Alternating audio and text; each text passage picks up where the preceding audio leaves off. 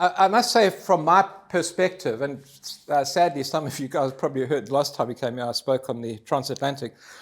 From my perspective, it's really great to actually do these talks because it actually brings back all the memories. I must have about 1,000 photographs as I'm walking, taking.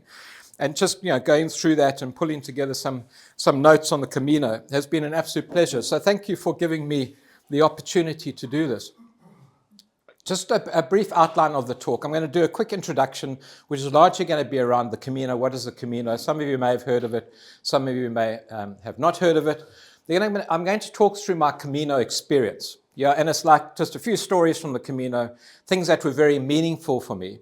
I'm going to take some of the themes out of that, and I'll conclude by just thinking about those themes and how they apply to each one of us in our daily lives, because a lot of the things that I learned are relevant in all that we do. So if you worry about time, please don't stress. We'll be definitely done by 10:30. I know that's the time that you're expecting. And I'm happy to take questions at any time. Just a very brief background on myself. So I'm part of Our House Church. Our House Church was started about 7 years ago by Dave and Karen Wielden. Dave sends his love to all you guys. He's sitting on the beach in Mykonos, enjoying the sunshine. He and Karen are having a well-earned rest. And I actually look after men's ministry, and I do have a heart for men. I just enjoy boys. I always say when my wife's not around, I actually prefer men's company to women's company. And the reason why I do that is because we can just be like kids and behave badly. But I do recognize you do need a female every now and again to have the old handbrake to hold me back, which is actually quite important for me to have in place. Just with regards to what we stand for, so the vision of our men's ministry is really to impact our community. Just normal guys getting together, having a chat, building friendships. And I'm going to touch a bit more about friendships as we go through and building deeper relationships with guys, because we're a bit blimmin' soft, us boys. We don't talk about the things that are on our heart. And I think the more we can encourage guys to get mates who can put their arm around them, the better when we need to share things. We do lots of different things. We have go-kart racing. We have brewery tours that Ken organized. And we play snooker and all of that. And then we have every Saturday, the first Saturday every month, we have a breakfast here. And that's typically one of the guys talking about his life. And we've had some really rich conversations. You realize how little you know about a person until they actually have some time to tell you about that. And once a year, we go down to Studland. We take 20 guys down to a beautiful old home called Sandy Home, 5 minutes from Studland Beach. We have a fantastic 3 days together there. And your guys will get a notification that you'd like to come. Please come along. And it's a great time away. Last time, Jeff spoke on sort of mental ill health and how, as men, we need to recognize it and really proactively manage it, but also how we recognize in other people. And how do we come alongside guys who you can see are struggling, and involve them and get them engaged. So just a little bit about the Camino. So I knew very little about the Camino when I did it. And I didn't realize there are 281 Caminos. I thought there's one Camino, the one that I'm doing. And it covers 29 countries. This is just Spain, okay? But the Caminos start from all over Europe, and they're pilgrims of the past walking down to the Santiago de Compostela, and that's the cathedral where the remains of the apostles of James are buried, and people come on a pilgrimage from all over. The Caminos, if you add them together, cover 51,000 miles, of those areas. So there's a lot of choice if you want to be looking around. This is Spain, and there are 49 different Caminos, of which these are the top 7, and they account for about 60% of the guys who walk. I did the Camino Frances, which is from Saint Jean-Pied-de-Port to Santiago de Compostela, 500 miles, 800 kilometers walk, and I'll talk a bit more about that as we get into it. The thing for me that was quite, unbelievable is that pilgrims have been walking the walk that I walked for 1,000 years, And the one thing, the slight negative from my point of view, when the pilgrims walk, there are no roads. You know, it was just like walking across the bush, maybe footpaths, that type of thing.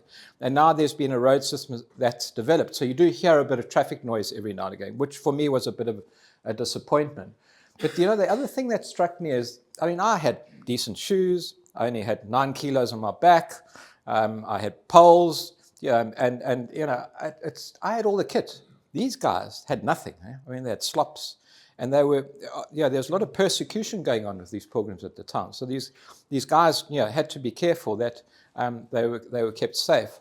When they got to Santiago de Compostela, there was a hospital right next to it. Before they could go into the cathedral, they had to go and be rehabilitated and actually cleaned off all the germs. As you can imagine, these boys didn't bath so much in those days, So the legend is that after Jesus' death, the disciples broke up the world, the known world at the time, into different geographic areas. And each apostle was given the task of going and spreading Christianity around the area they were allocated.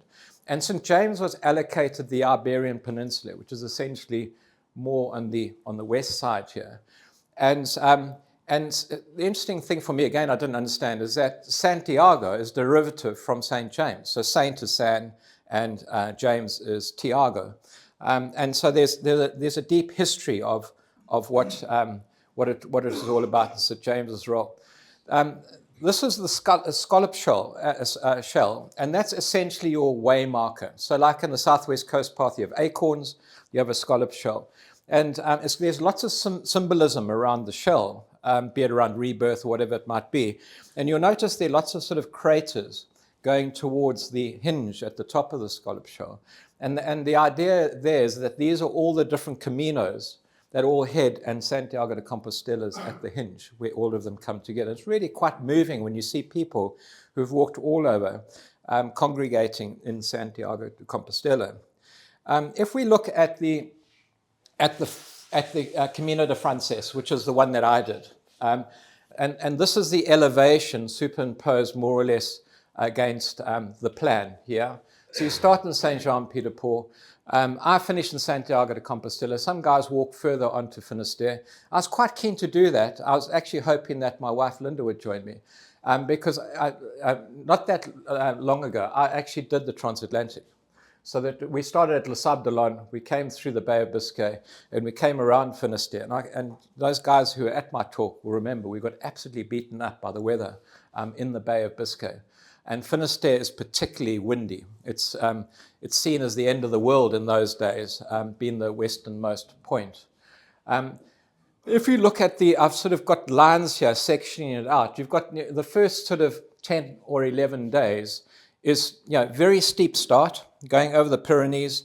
In fact, the first day from Saint Jean to Roncesvalles, we decided to break up into 2 days. So we went about that far, and then we went over the next day, because going down is as tough as going up. In fact, more dangerous, really. But that was quite nice, quite undulating.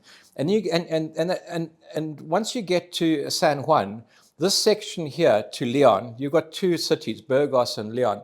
And it was quite sort of flat. It's called the Meseta, quite flat, monotonous, and noisy. And it's interesting when you walk, how you realize how stark the contrast is between the countryside, the mountains, and all that. When you hit cities, it's a mess. Pollution, noise, too many people, motor cars. And there was more of that in that section. This third section here, from Leon to Eau Cabrera, was probably the most beautiful section. Lots of mountains, and that's where you hit the highest point of the Camino. It's about 1,500 meters high, and it's called Cape de Frere. And that's where a lot of pilgrims will actually lay something down, a shell or a stone or something, as a memory to why they're doing the Camino. And then the last 100 kilometers from Sarria through to Santiago Compostela is a mess. It's actually quite disappointing, because what happens is that if you want to qualify for a certificate of having done the Camino, you only have to do 100 kilometers. So the travel agents all around the world publicize this, and people come in their droves. I was eventually leaving at about 5:30 in the morning just to miss the crowds of people. And then by the time I got into that was about 4 or 5 days. All I wanted to do is get to the end. So that was a slight disappointment about it. It's just the masses of people. And the Camino Frances is probably the most well-known and well-publicized. You may remember the movie The Way on Netflix. And I've never seen, I mean, guys come from all over the world. I've never seen so many Koreans in my life before. And we stay in these, I'll come to it a bit further, about these albergues, and they come in their masses, you know. And I'll talk a bit about that later rather than now. So, yeah, it was really an interesting time, and that gives you a sort of idea of the shape in terms of the geographic changes, but also the different towns you go through.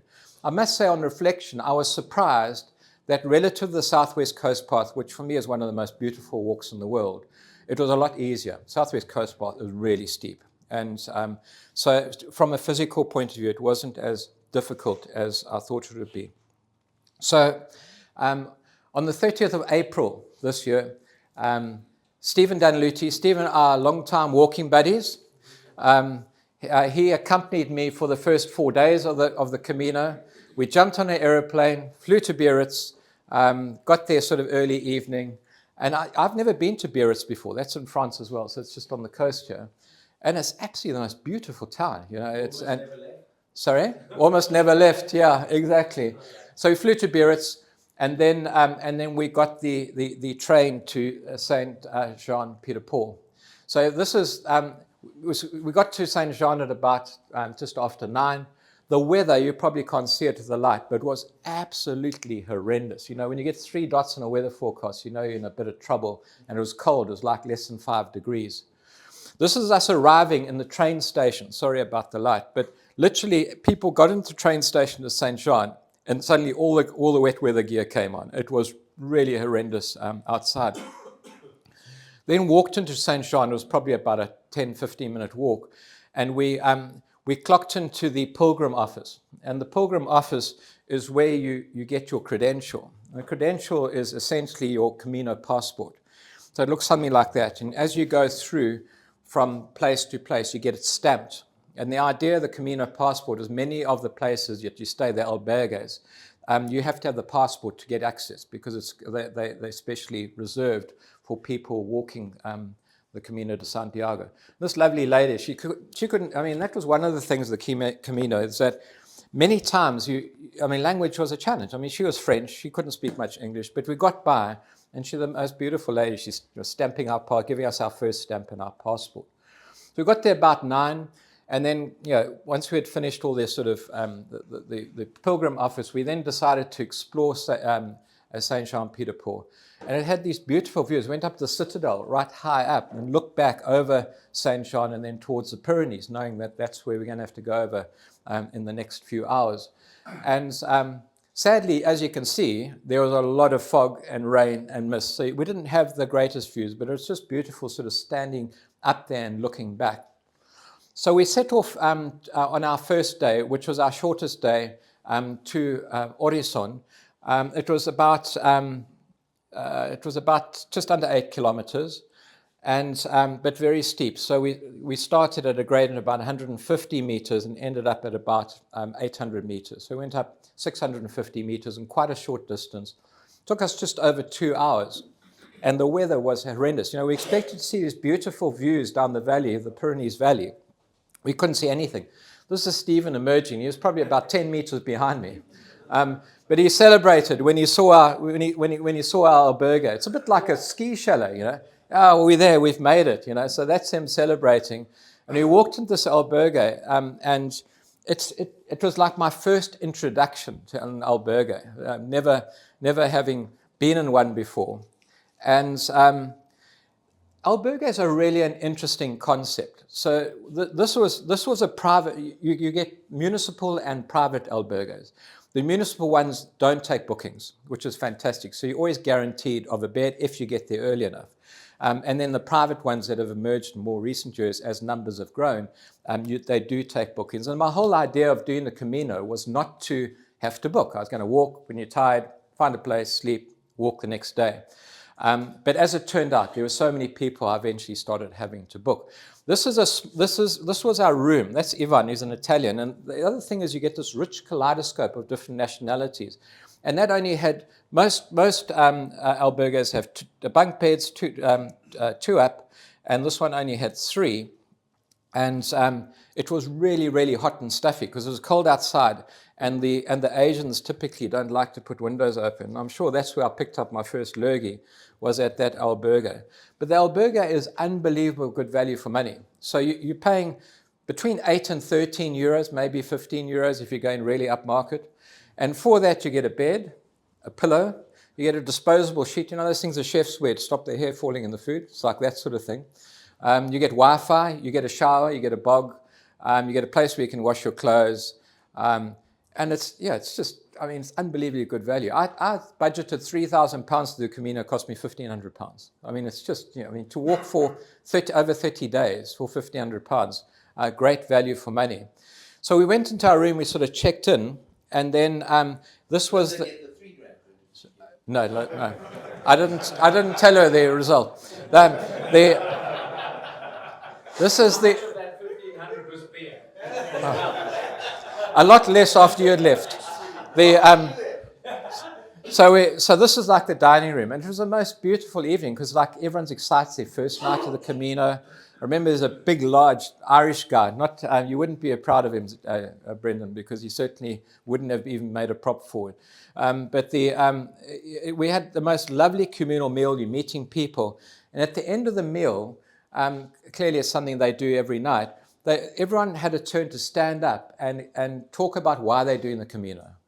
And it was really quite unbelievable that people come and do the Camino for many different reasons. Exercise, challenge, they've lost a loved one, they want to have a spiritual experience, get out their comfort zone or whatever. And it was really interesting how many, for the different reasons that people did this. It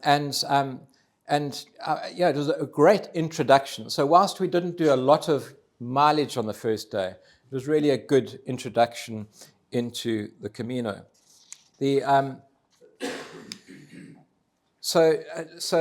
Just with a bit further on the Camino, having heard the stories, I think the important thing is the Camino is a very personal thing, and some, I carried my backpack and I stayed in albergues the whole way. Some people would have their luggage carried for them.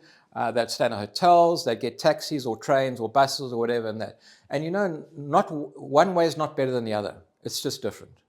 And what I learned a lot through the Camino, and starting with that talk, is that, it's very easy to judge people and say, there's only one way to do the Camino, do it the way the pilgrims did it, etc. But we never know what they're dealing with in their lives. We don't have any of that background.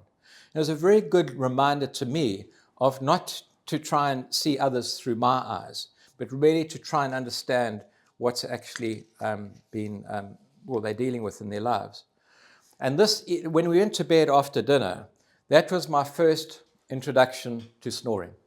Now, and I'm going to talk a bit about this, because quite frankly, the biggest challenge in the Camino is the snoring, particularly in the albergues. And we had 2 guys. We had Alfonso, who was a Korean. We had Peter, who was an American. And my goodness, they gave it horns. But what I realized later is that was just a mild dose in comparison with what was to come. So it was a nice sort of introduction to snoring.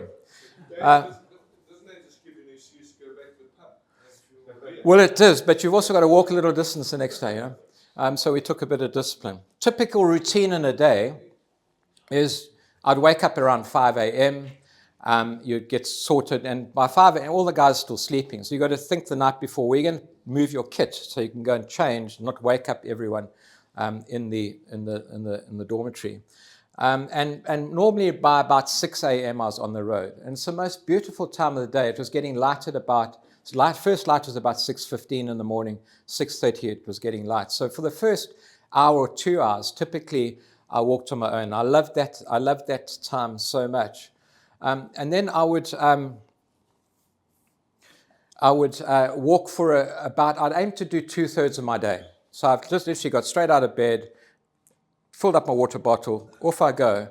And by about 10, 11 in the morning, I'd stop, and then I'd have a coffee, croissant, as we got more westwards, it became warmer, so it was a beer and a sandwich and that type of thing.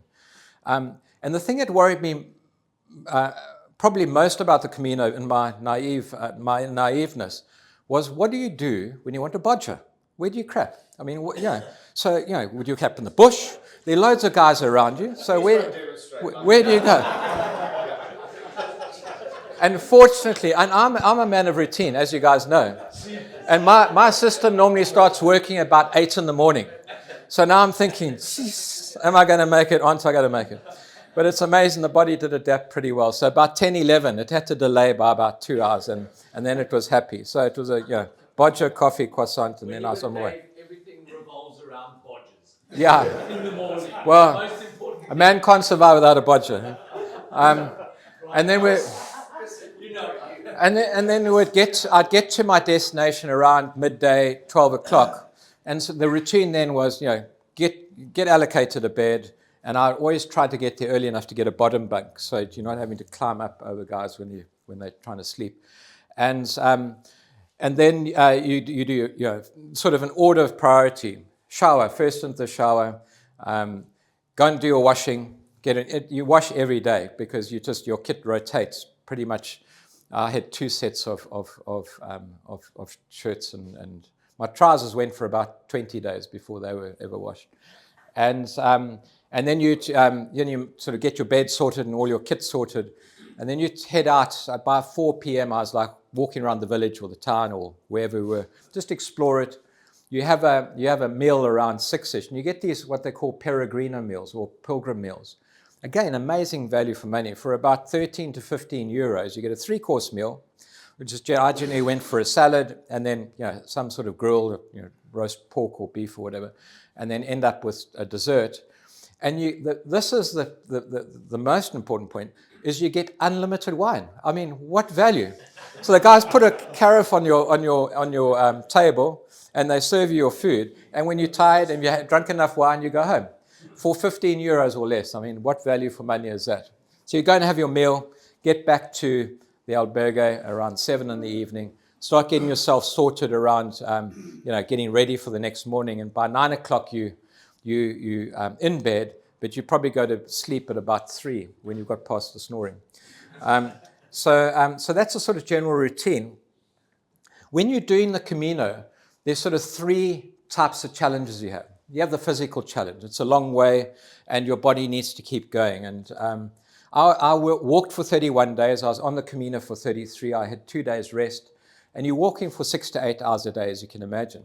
And the thing that struck me is the body is an amazing thing, You walk, I do like 18 kilometers, about 12, 13 miles. Stop for my first stop, and your psychology says, I'm almost there, and you suddenly feel tired. And you get down, you sit, I'd rest for about an hour, and by the time you get going in, your body feels new. It's incredible how quickly your body regenerates itself and gets going.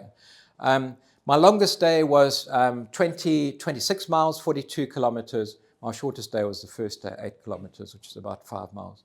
And you just vary it through the Camino. So from a physical point of view, it is demanding. It's a long way, and you've got some quite steep ascents and quite steep descents.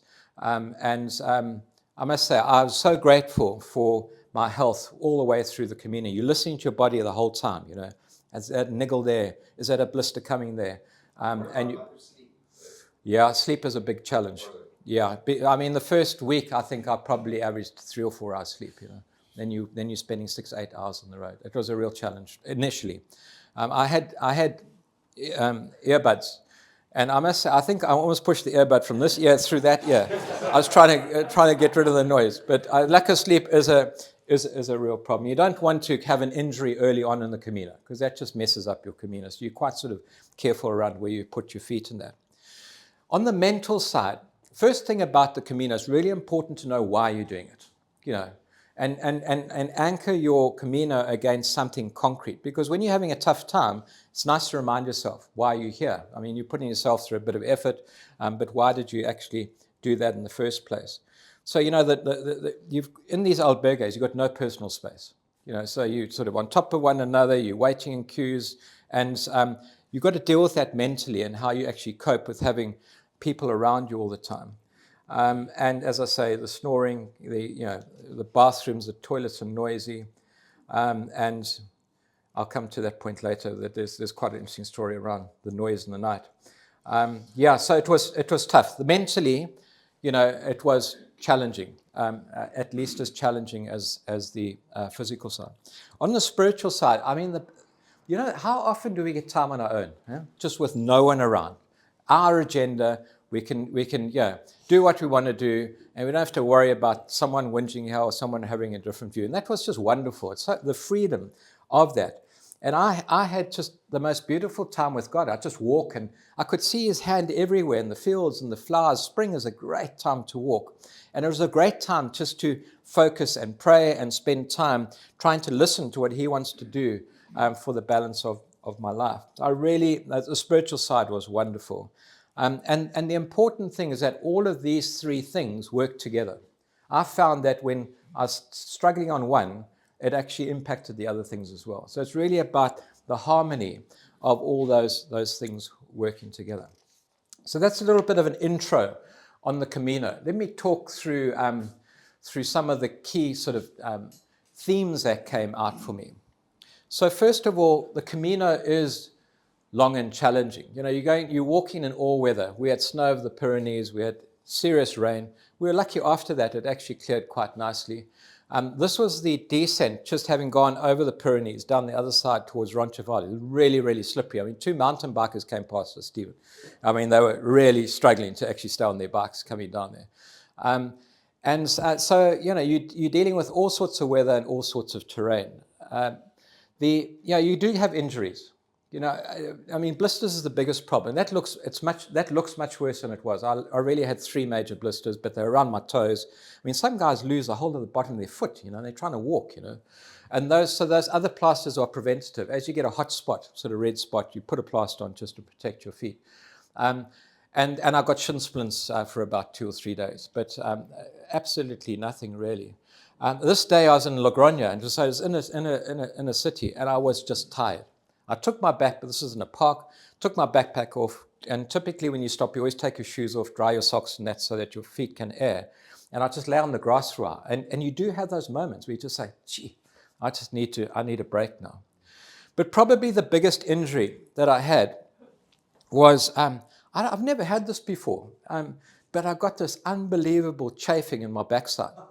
And so, can you imagine? I mean, Vaseline is the most versatile product you can get, I promise you. I'll talk more about it. So here I'm in the bog. I'm sort of trying to work out where this problem is, playing it by feel, So, and then once I've located, I'm trying to memorize where the spot was, and I'm diving into the Vaseline jar and sort of getting going there. And I had to constantly remind myself that the Vaseline was also my lip ice. So for about a week, I used my pinky to actually put the Vaseline on my lips, but it had to keep me honest on that. So injuries. I was very fortunate. I had very minimal injuries. The first for me in having a chafed backside. We had some lovely experiences. So this was Roncesvalles, a lovely old monastery. This is quite modern, and I mean, the other thing is that these albergues often are run by volunteers. In fact, normally the Dutch people, they had a team of Dutch people, lovely people. But these are all, so you're in a little cubicle that takes 4, so 2 bunk beds on either side, and there must have been in this dormitory, there must have been 60 or 80 people. This was our spot. I was up there, Stephen was down there. And we got there quite early, and then we got joined by 2 Spanish women, Rosa and Carmen. And it was a bit unusual to think, you used to sort of separate places where you sleep, separate, in some places you didn't even have separate toilets from the women, Anyway, that was probably my worst night of the whole Camino. So I was lying up here, and you can imagine those partitions don't go to the roof. And the ladies' bog was about here, and I had this constant stream of women going to the toilet. One woman decided she's having a shower at 4 o'clock in the morning. I don't know what that was all about. And one thing I do have to remind my wife now is that women do fart. You think women don't fart? I tell you what, they were giving it revs though, man. So amongst the farting and the snoring, because it was like a symphony. I was lying here. And this person, Carmen here next to me, She was giving it horns. And she would set off the next guy, and the next guy would set off the next guy. It's amazing. It must be unconscious. But yeah, there's an orchestra going of snoring all the way around. And that night was horrendous. I think I slept about 2 hours that night. But it was a great memory. Dave, wasn't that that monastery? The funding for the upkeep of that came from the Dutch government. Exactly. Yeah, The Spanish government couldn't afford to keep these monasteries going. They put an international appeal out. The Dutch put their hands up. They put money in it, and they now run the monastery. Beautifully run. so brilliantly run. Yeah. So yeah, we're sleeping now. And I'm trying to get some sleep. There's a hell of a noise going on, and suddenly an alarm goes off. Yeah, it's like 2 o'clock in the morning, and you can hear they're suddenly quiet. Snoring stops. Everyone's saying, "Who's put the alarm at 2 o'clock in the morning?" And suddenly Carmen, who I think was struggling with some sort of health issue, she was fresh out of hair and that type of thing. But suddenly she realized it was her alarm, but she was on the top bunk. So she sort of woke up, went scrambling down, got halfway down, and she fell on the heap on the floor. And she and Rosa, her friend, burst into laughter. We actually giggled quietly under our breath. And everyone you could hear in the dormitory was listening to this chaos that was happening in our cubicle. But she was such a character, and I'll talk a bit about her later. This was in Puente La Reina, which is about the day after you left, Stephen. It was a worst albergue. You can see how close those beds are. I mean, you literally got a meter between the bunk beds. And again, I was lying in bed the one night, and lovely Italian guy, Giancarlo. And I don't know what happened, but he certainly was giving it a full tonk with his snoring at night. And because I didn't sleep though, I got up early the next morning, and I was getting dressed, and Giancarlo comes out, and I say, "Giancarlo, did you have a good night's sleep?" He said, "No, all the snorers kept me awake." He was the biggest culprit. Unbelievable how that works, But yeah, good stories, good people. Simplicity and gratitude. So those were my life possessions for 33 days. 9 kilograms on my back, went everywhere with me, and the really nice thing is that life was simple. You didn't have to think about what I'm going to wear. You only had one thing to wear, it is amazing. We went on the men's weekend a week after I got back from the Camino, and for 2 nights on the men's weekend, I took about 3 times the amount of stuff and never used any of it, And we do, I think, sometimes overcomplicate and clutter our lives with stuff that you don't really need. My goodness, the landscape was unbelievable, and the beauty of getting up early, the sunrises were incredible, and generally it felt like I had it all to myself, The farmland, all the spring flowers out, the poppies, and you would see the wind coming through the barley fields, and it would like waft, and it was just beautiful. It was like just like the Holy Spirit moving through there, and I really felt, the creation that God has created for us. The farming. I mean, I didn't realize Spanish were such big farmers. From pretty much sheep and goats over the Pyrenees into the winelands. And the Spanish wine was very good, I must say. We certainly gave it a good chance of sampling it. And we tasted a variety of wine. The wine was very good quality, even the stuff that you got for free. And then it sort of became grain, and then it was vegetables, and then it was nuts, and the beauty of the Spanish farming is it looks like it's thriving. How often do you go to farms here or elsewhere, and they like sheds and junkyards and all of that? These were beautiful, little small subsistence farmers working in their fields, hand plows. I mean, that's like the irrigation channel. Then they just use these sort of steel shutters to redirect the water. Absolutely beautiful, and it did strike me of how important farming is to the community, to the heart and the culture of a country, and that was just wonderful, and farming was certainly a highlight for me. You probably can't see that very well. It's called a fuente. It's a water fountain, and in most towns they've got these fuentes, and you can just walk up there if you want to fill your water bottle and that type of thing. Really nice, and the townsfolk have invested in those just to make it more convenient. Simple things. Often you'll walk along and there'll just be a chair sitting next to. That's the Camino signpost, as you can see, just painted on a little pillar, and people would go and put a chair there so guys can just rest in that. Just lots of simple things, and it's really the simple things that made the difference. And then on our third night, Larissona, Stephen and I were there, and earlier in the day, I was getting really irritated. There was a group of Italians, probably about 10 of them, and there was this guy on his bicycle. There's a woman on her electric bike, and there's a guy at the back on a normal bike. And they kept on going and stopping. So then you let them through, and then they come from behind you, and you let them through. And I must say I was muttering under my breath about these women Italians. And then we went a bit further, and there we saw about 4 or 5 Italians. There's at least 2 women and 3 men. And they're pushing this young girl in a wheelchair. I mean, that's her wheelchair there. And, it was hard enough walking. And these guys, they were taking in turns and pushing. But this young girl, she was 12 or 13 years old, disabled girl. And you just think, the heart of these people, just pushing this person the whole way. I was further on in the Camino, about 2/3 the way through. And these 2 guys came up in their wheelchairs. These are like those wheelchairs that the guys sort of do the London Marathon in, but they had some battery packs on the end. And, these albergues are small. You see how these guys get around. It's incredible, how resourceful they are. And it did make me realize how fortunate I am. We often miss this stuff. And these people and the lives they lead and the commitment they make to those people they love is absolutely unbelievable. So the Camino really made me feel alive, the simplicity of life, not having to think about everything, and then just enjoying being out there with nature and with loads of other people. The next sort of big theme for me was community and fellowship. There are just so many people from all over the world, many, as I say, Koreans, many Australians, many Americans, some Brazilians, all over the world. If you want to, you can really meet a lot of people. I sort of spend more of the time just being on my own and having some freedom in that regard. In Pamplona, so my good friend, I had to say goodbye to him, and so that we're having a farewell drink there in a lovely little cafe in Pamplona.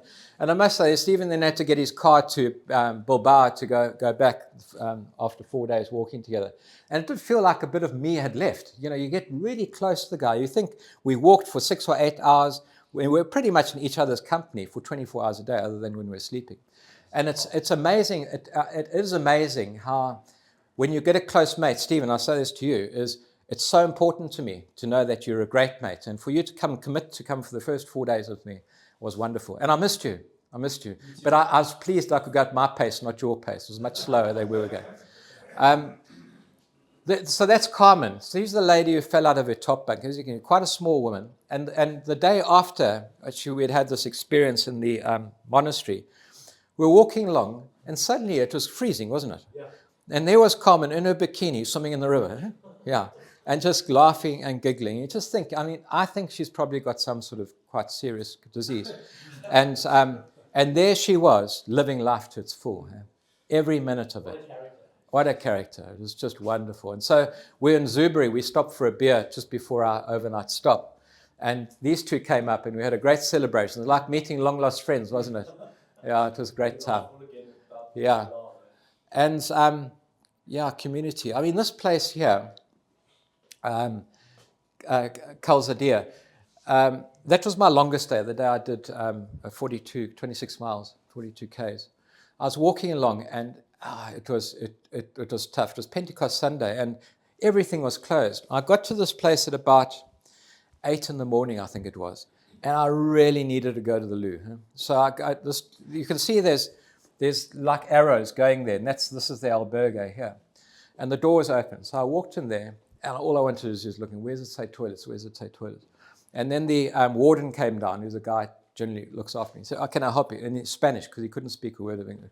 And we worked out with sign language what I needed to do, so I got shown to the loo.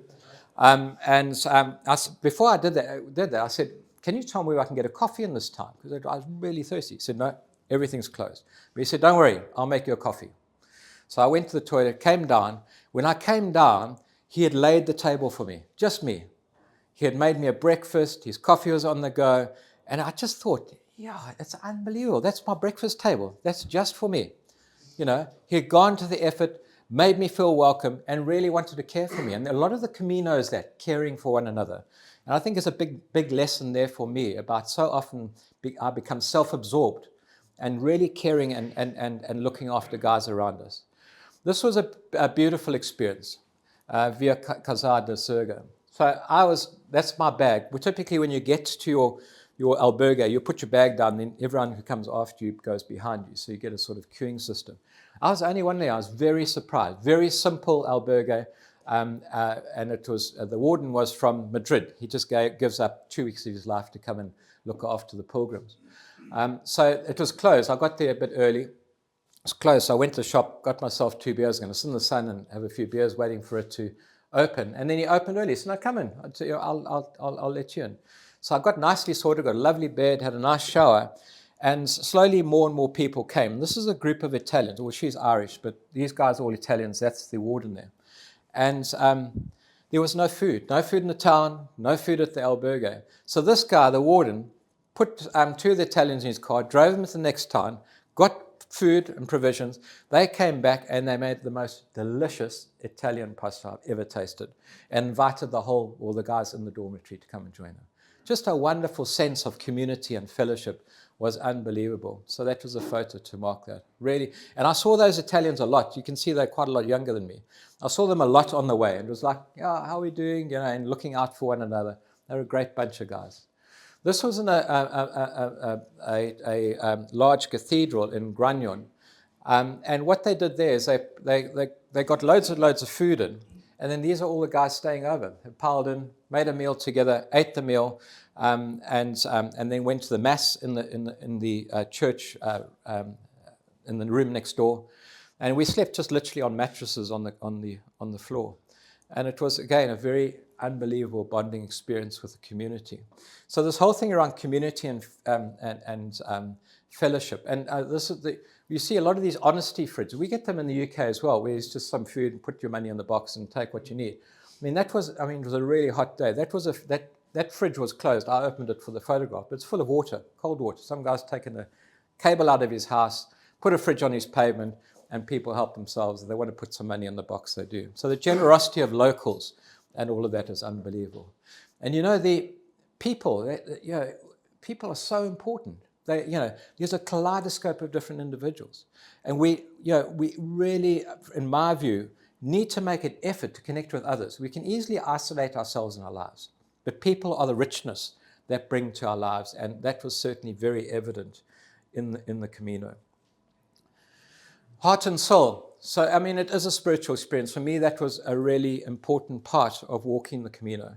You see crosses wherever you go. You see them in fields, you see them in gardens, you obviously see them in churches, but all over, generally almost at every moment you can see a cross anywhere, reminding you of our Christian faith.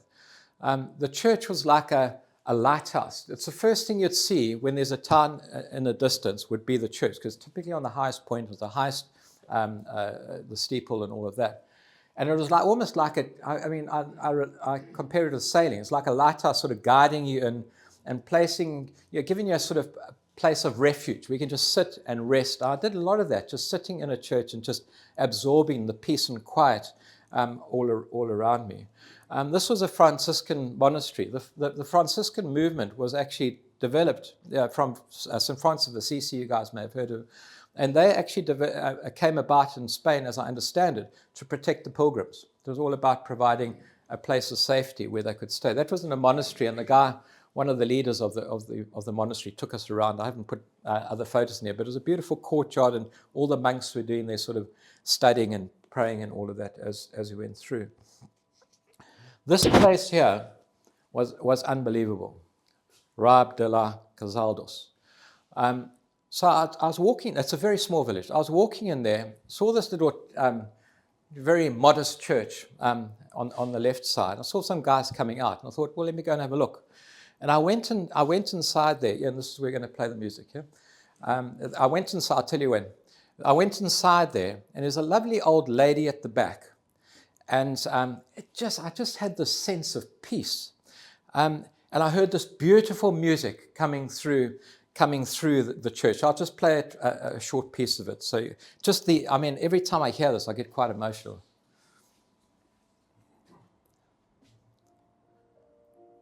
This was just playing from the front.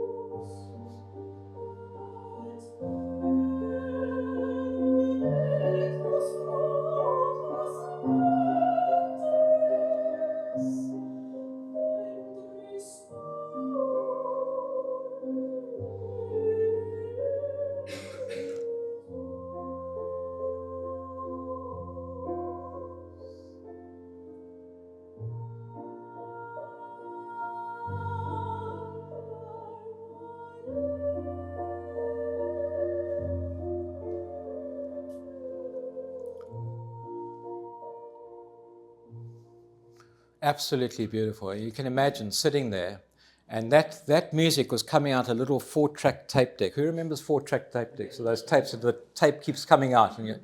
So at a little 4-track there, and I sat there for about half an hour, just lapping it up and absorbing the whole atmosphere and feeling the presence of the Holy Spirit. It was absolutely unbelievable. I walked out the church about half an hour later, and I came across this most beautiful mural on a barn wall. And these two guys, Mahatma Gandhi and Nelson Mandela, are the heroes of my life. They've inspired me in many different ways. Not quite sure how Albert Einstein got there, but anyway. These two guys are two guys that I really look up to because they're so careful for others, and the impact they've had on the world has been quite unbelievable. When I was in South Africa in August last year, we stayed at a lovely old traditional South African hotel on the beach called the Pumula Hotel on the south coast. And we'd typically, Linda and I get up early in the morning, take a walk. There's nothing more beautiful than having the sand between your toes. Yeah, sand, not stones, but sand between your toes. And the cold water on your feet. And so Linda and I picked up 6 of these shells that I was going to leave at various points on the Camino. And Cruz de Ferro, which is the highest point I spoke about, is the one that's probably most well known, where people leave something behind. And that is where I formally signed off my professional career. I said, okay, that's it. I'm not doing any more consultancy. I'm actually, that's game, set, and match. And committed the rest of my life to doing God's work and what He lays out for me. So it was really a very powerful moment for me, and it will be something that will stay with me forever. It was a wonderful, wonderful time of just spending with God and enjoying it. So the destination. Eventually on the 2nd of June at about midday, I sort of was entering Santiago de Compostela, and it was a Sunday morning. I wanted to get to the end on a Sunday, and there were just so many people. There's a music festival. I was trying to dodge cars, dodge people, and then as you get into the town, it becomes more and more urban, noisy, and all of that. I must say, I just felt really tired. And then just in front of me, I saw this alcove, and there was a bagpiper. Who would have thought you'd bagpiper in Spain? But in fact, bagpipes are quite popular in Spain. I never knew that at the time. and he's like welcoming all the pilgrims. So you walk through this alcove into this most unbelievably beautiful square. That's the Cathedral of Santiago de Compostela. And you have the sort of compulsory photograph that you've got it. And then I went off to the pilgrim office. You get a certificate to show that you've actually done the Camino. And it was like, people are just coming and going. Linda and I went into the cathedral, which is this side. And some people, they come in holding hands, a group of, say, 10 people, and then all turn around and look at the cathedral at the same time. Very moving time. You see people coming in wheelchairs, some people blind being led into. So a very, very unbelievable experience being in that square outside of the cathedral. And then I had 2 days to decompress. I stayed in an albergue. Adam Swiss told me, really important to have some time on your own at the end to get back to normal life. And then Linda arrived 2 days later, and we then went to mass in the cathedral, most beautiful cathedral. And then at the end of the service, you can file past the casket, and that casket's supposed to have the remains of St. James, which you file past in. But yeah, it was, the destination was unbelievable. So the journey was tough, but the destination made it all very much worthwhile. So just, as I draw this to a close, I'd like to just talk about those themes that I've covered and how I think that they are relevant to us today. So path is long and challenging. I mean, 500 miles is a long way, 33 days is a long time, and at times your body and your mind take strain. Sometimes I had to remind myself why I was doing this, and I must say I was just enormously grateful for my strength, my stamina, and for my body hanging in for that long as I walked day after day. And as you listen to your body, you sort of adjust your gait or walk off-piste on the grass side or whatever, and you become very, very careful about how you are sensitive to what your body's saying to you as you go through. And it's so easy in our daily lives to forget that. I mean, if I think how I've punished my body in Croatia, none of my own doing, but some of the reprobates that I sailed with, it's really actually quite criminal. So I guess my question to us today is, are we doing enough to look after ourselves? Do we take our health for granted? Do we cut time out for ourselves? How important it is to have time on your own, Or are we always under the demands of other people and, all the tasks that need to be done? And this is very, very important. And Jeff will tell you, having spoken to many people about the importance of having me time, importance of, Jeff used the term self-compassion at one stage. Look after yourself, and don't take it for granted. Do you watch your blood pressure? Do you watch your cholesterol? Do you go and see the doc if you need to? Do you do your regular PSA tests? All of us should be doing that. We have to look after ourselves and be preventative in our health. I remember medical doctor Dick Rangan Chatterjee listens to a lot of his podcasts. Really good. If you want to listen to a guy who talks about holistic health and has experts talking about it. He was speaking to this one expert the one day, and they used the term, it's not about lifespan, how long you live. It's about health span, how healthy you live. And the point being is we want to live long, but healthy long lives. And if we don't do that work, put in the effort now, then you might live a long time, but it won't be a pleasure for you and for those around you. So look after ourselves, guys. It's really, really important. Simplicity and gratitude. There is something to be said about the simple things in life. Often the simple things are the most powerful things. I love the uncomplicated life. I love the outdoors. I love just being without having the demands of me. And yet we have so much around us. We've got the natural beauty. I mean, when did you guys last see a sunset or a sunrise? And they do happen in the UK, by the way. You do get them. But when did you last get up early or go to sleep and just marvel at what's around you? And we so often let the material things crowd out our lives, create noise. How much? If you think of the kit in your cupboard, how much kit have you got that you never use? And it's really quite unbelievably refreshing when you get rid of some of that stuff that is just getting in your way and creating noise. When did you guys last walk, cycle, go for a drive? It's really, really important to enjoy the simple things and be grateful for all that's around us. Community and fellowship. People are an unbelievable, powerful source of strength, energy, and joy. It would have been easy, I think, during the Camino for me to become self-absorbed, isolate myself from the other pilgrims. And if I'd done this, I would have been much poorer for the experience. People bring a richness to life. And I know it's easier for some people to step out and chat to others than it is maybe for others. But building friendships, building trust, building relationships with other people, and for you guys with other men as well, is really, really important. It takes a lot of courage and strength to start sharing deeper stuff with mates. And my challenge to you today is, who's that person you're going to call that you're going to cry on his shoulder and he's going to be there for you when you're struggling? So often we bring everything inside of us. We think that we machos, we want to show a brave face. But we need to have mates. We need to have mates that will care for us, put their arm around us, and look after us. The moving on to heart and soul.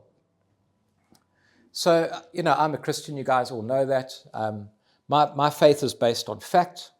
The fact that Jesus Christ died. The Son of God came to earth. He redeemed me from my sin. And what he did by dying is he allowed me to be reunited with God. And then he rose again. And the important thing about the resurrection is that that's the new relationship that you have with God going forward. And the important thing here is, this is not fantasy, guys. This is fact. It's historical fact to back up Jesus' life and what happened.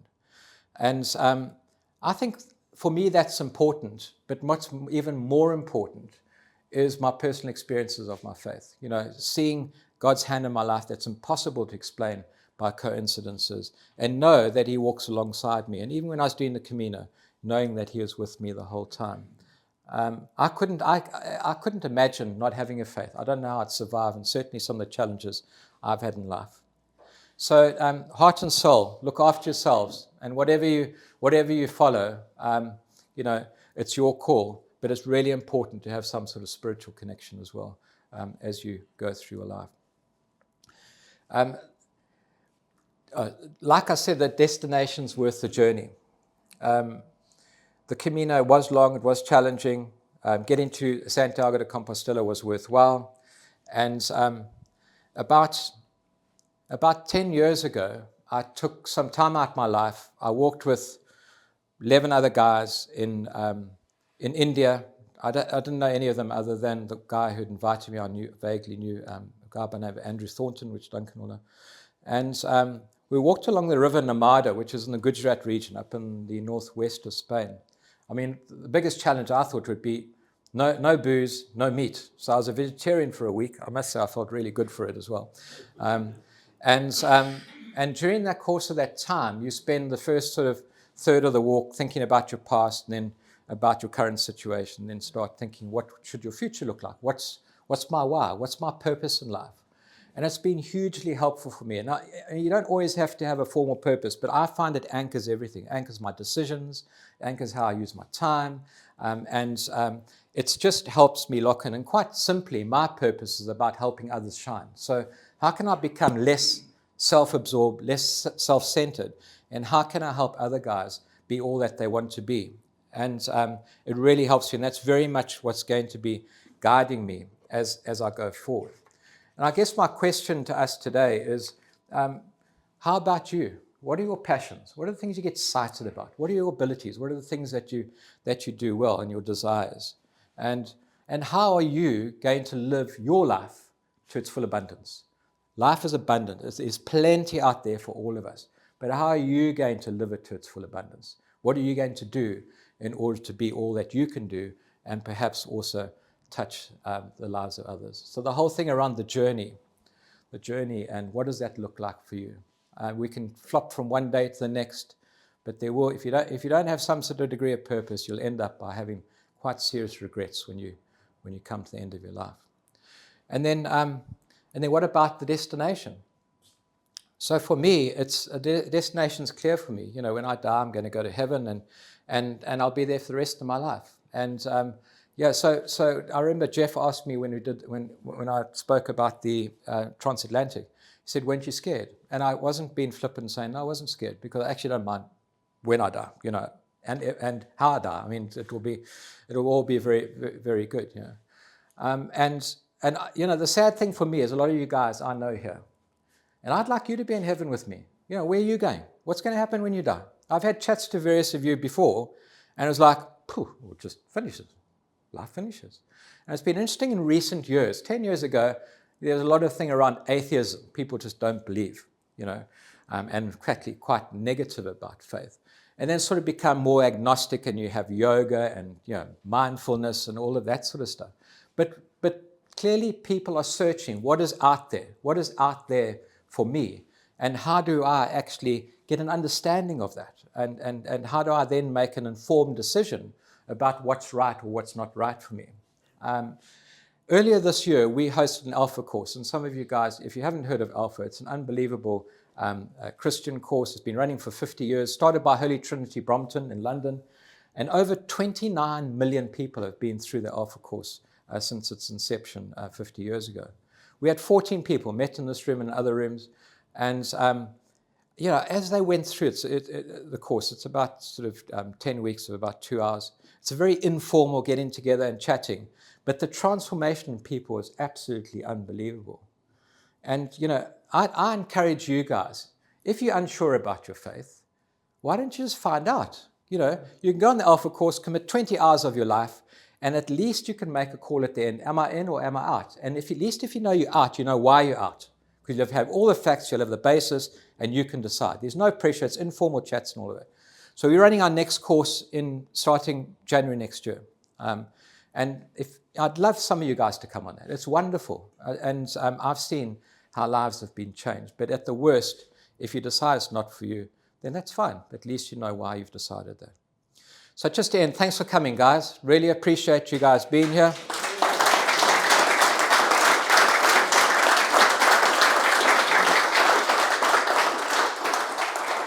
There's coffee, there's bacon rolls, all of that. Hang around. You don't have to rush off. But yeah, safe travels home. Thank you for making the time on a Saturday to be here. And we'll hope to see you again soon. If anyone wants to talk to me about anything, anytime you can contact me. Yeah. Thank you.